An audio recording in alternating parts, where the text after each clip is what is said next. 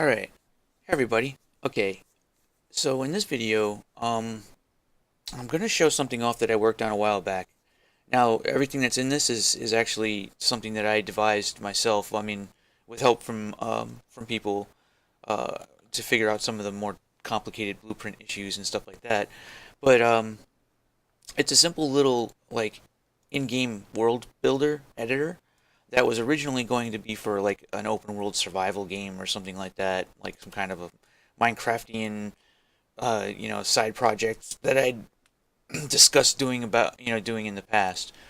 Well, one thing that's kind of interesting to go about to think about is that one of the main one of the main things that I keep seeing people mention in regards to Revulsion is having a kind of in-game level editor, right? And it's like, I don't know, actually. I mean, it just seems like it would be a no-brainer at some point to include some kind of something along those lines, right? And I mean, while this is like meant to be very voxely and stuff like that, it wouldn't be very hard for me to further work it so that it's possible to build all kinds of stuff with smoother, more interesting and more intricate geometry. But really, all it is just I'm placing meshes and saving them to a save game file, and then anyone can put them up for download anywhere, and stuff like that, right? Now, this is also a little bit more advanced than Minecraft's editing because the grid is a little bit more granular. And not only that, but you'll notice that I can actually build things on different angles, and I can rotate the blocks as well. So you have the direction that the block is actually facing, right? But then you can do things like this. So let me build this out a little bit, and and then like maybe this wall over here kind of goes this way. I mean, it almost in a lot of ways when you look at this, you can kind of half imagine it already being a revulsion map because a lot of the revulsion maps are very blocky in this sense as well. But if you want to, you can also do stuff where it's like you have and different types of corners, and the geometry can line up in different ways. You can rotate the blocks, and then I can turn this into another staircase here, and then I can place some blocks here. Now, there's some complications when you're dealing with working with different grids. Is that there will be z-fighting when these blocks come together. But this is something that I already have, and it's really not even that complicated. And it is like it wouldn't be terribly hard to set this up. Oh yeah, and by the way, if you haven't noticed, there's another window off to the side here. It's multiplayer, so the level editor is actually multiplayer. Now, in the case of like building on like different angles and stuff like that, I'm not exactly sure how I would go about solving making the blocks come together. Maybe allowing you to input like a very slight offset or something like that so that there's no Z fighting. But it would end up just looking like these like blocks are just sort of jammed into each other. You have to be really careful about how you build things when and where they meet up and how they meet up. But you can build all kinds of crazy shit with this um, and set that up like it all works. I mean, there's like different sized blocks. You can see like the direction that the block is actually facing, right? And this can definitely be easily set up to support building with a greater variety of shapes and props and everything like that, right? And then you can place all the enemy spawn points, and you can build pretty much all kinds of crazy shit. The only problem that I haven't solved yet is like if you build on these different grids, how in the world will these come together? It's not as easy to solve as you might think because um, I can't just have like a 45 like degree slice piece or something where it just sort of meets them up. It doesn't really. I don't think it mathematically can work that way. It's a little bit. The grids are too granular. Nothing will ever properly meet up. So there'll have to be some kind of other technique that's utilized in order to make these things. You have to be careful how you build, basically. Like the best way to do it would be to um, let's see, is take this, get rid of these. You'd have to do something like this where um,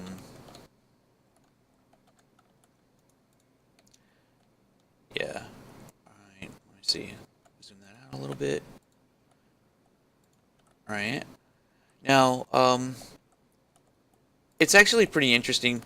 I mean, this would make it so that there would be essentially infinite content, right? It would accomplish two things at the exact same time. I'd have handcrafted level design, and then I would have a seemingly infinite amount of it as well. So like, I wouldn't have to worry about um, players running out of content because content can be made, right? And a community can form around this, and you can actually see, you know, you'd actually be able to like just build your own, build some missions and like have it all line up, and it would just automatically detect if they're, what files you have.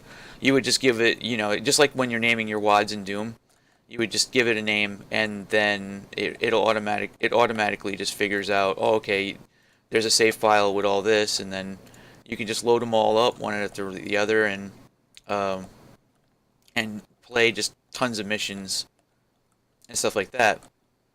Now, there's definitely a lot of other stuff to be thought about in this regard as well. I mean, man, this would already be kind of interesting. I mean, there's uh, so an in-game editor isn't really as pie in the sky as it might sound. Like, I've already kind of did a lot of headway towards doing something along those lines at this point in time. Like, you just have to be careful how you build things. You got to make sure that you have staircases like go into each other and stuff like that. And since it's multiplayer, um, it's I don't know, it's just really interesting. It was an interesting little side project that I set up, but I kind of want like everything to be multiplayer though, right? Like it would be even cooler if Revulsion was naturally just a multiplayer first-person shooter to begin with, right? And you could, jump on with your friends and everything like that. Now, there's a disconnect though, in terms of that, because the uh, the loot that you gain and stuff like that, uh, people can easily make like really crappy maps that just have like a ton of loot in them, and then you just play that map over and over again to get like infinite loot essentially, right? And that kind of stuff is sort of impossible to police, which is going to run counter with the what I have in mind as far as like the profit model for future content, right? So like I'm not really sure how to solve that. So what I'm saying is that there's a need for me to make sure that the loot matters in the game. So the loot that you get from playing the regular game would either have to be different, or it would, you know what I mean? Because if I'm planning to go with this sort of like microtransactions and well, not microtransactions. If I'm going with this sort of cryptocurrency based stuff, that means that I have to be careful how people are able to gain loot, because that loot has to matter in order for other players to want to buy it from you and stuff like that, in order for there to be an actual in-game marketplace, right? So there's a number of different ways that you can go about um, doing that, and these are all very experimental. But I've already seen these methods working in other places, sort of like on the Steemit blockchain and things of that nature, where um, the resources that you earn, when you build a map and then you actually save the map, and the map becomes,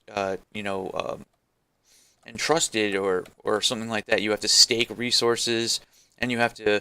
I'm gonna sort of oversimplify it because it's really complicated, and it's just a completely outlandish concept probably to most people who haven't even seen this um, before.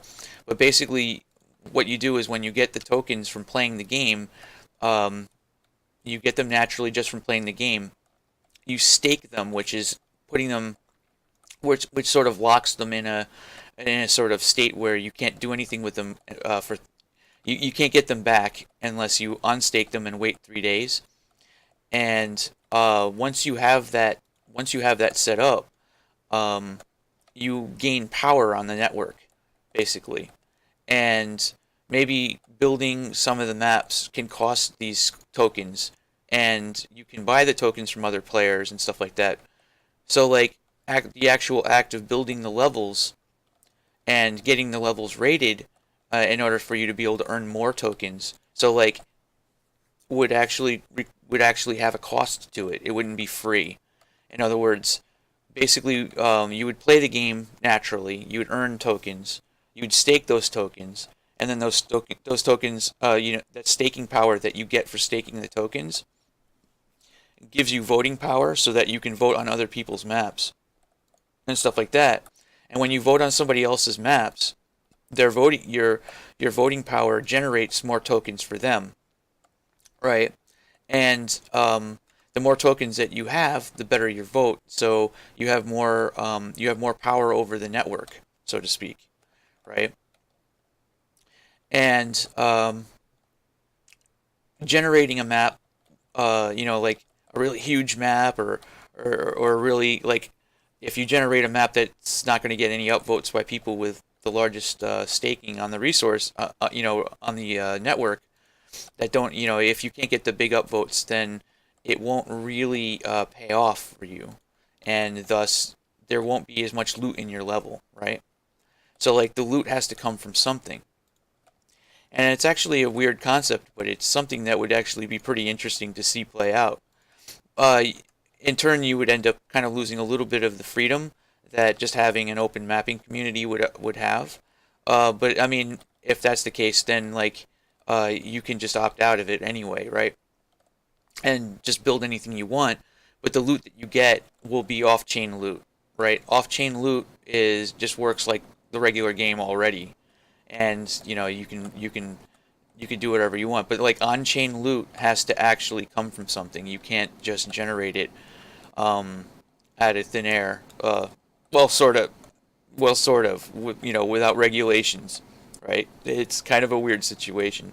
So you would sit there and you would build a crazy map, and you would put the map up on. It would cost like the amount that you built into the map would cost resources, and then you would actually spend your tokens to upload, to have the map be considered or viable for review, and then people with staking power who have lots of tokens would then be able to review your level, and if you get a good review, you can actually earn money by putting the map up, and it'll also like people, if people vote for it, and they have a lot of staking power, they can make the map, they can like put it on like a really popular list, and you'll be able to get like a lot of recognition for that, and people will then want to be able to play it, and your level will actually have loot in it, which would be also a sort of infinite cycle as well, because when they upvote it, that's how there's going to be like loot in the level. I know it's pretty crazy, but that is essentially how it would work on that front, and that would be really useful for me because it would be part of the profit model of where whenever tokens change hands, I get a percentage of the well, not necessarily if you're trading tokens for tokens, but in most cases you have to actually just use the you have to use like the EOS cryptocurrency in order to actually buy or sell the tokens, right? So there's two differentiations, on-chain and off-chain. On-chain means that you have to have this like crazy wild system to make sure that players are, you know, so that all of the loot has meaning to it. You can't just like make like weird maps that have like 50,000 like treasure chests in it or something, right? You have to actually be careful how that loot is generated, and that's I don't know that could actually really work. I think that would actually be really cool. And then you could just have the regular good old fashioned level editor where you just plop a bunch of shit together and there's absolutely no cost to it. But the loot that you get in the level is off chain loot, right? If you want to do the on chain thing, you have to go through the steps. You have to have some staking power. You have to play the game to earn the tokens, or you can buy them from somebody else. If you want to go the on-chain route, that's you'd have to make sure that you have staking power and be willing to spend tokens in order to have the map be reviewed, and stuff like that, right? And like how much you're actually able to put into the map and stuff like that is also a cost, you know.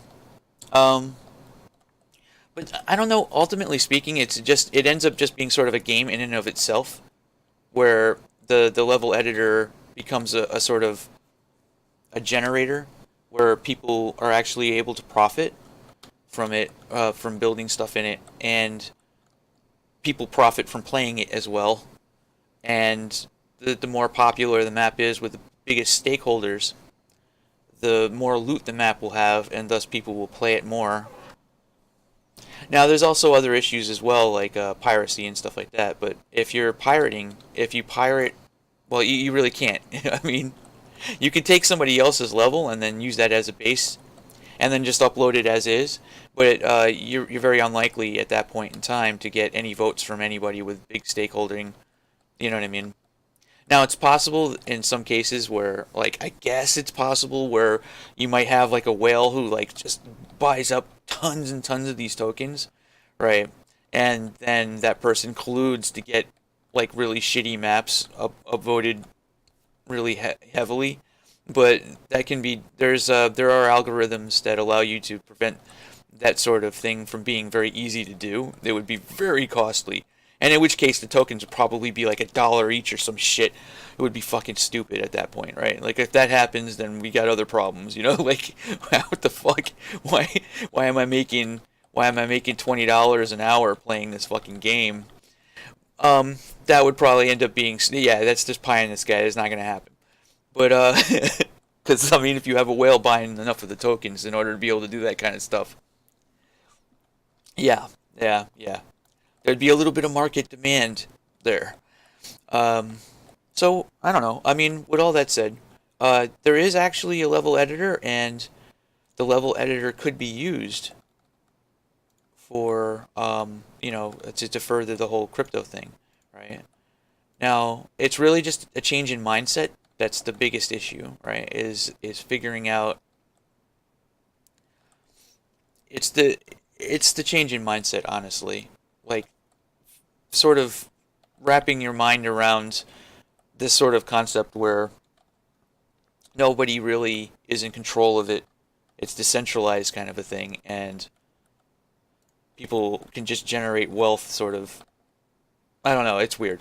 Anyway, with that said, uh it's not outlandish for me to have a level editor, and I wouldn't even have like a terrain. You know what I mean? You would just sort of start off in a room and then you would just start flying around, and you would start off with like a fast travel node at the center of the world, and then you would just start building from there. I could probably start to do this. I mean, this would complement everything. But the more I think about it, the more, like, should I just literally just start going all in on this? I mean, and just fucking start working on Revulsion 2 right now?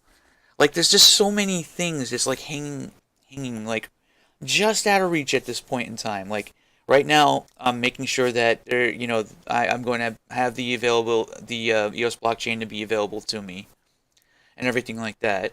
And I know that I'm going to be able to.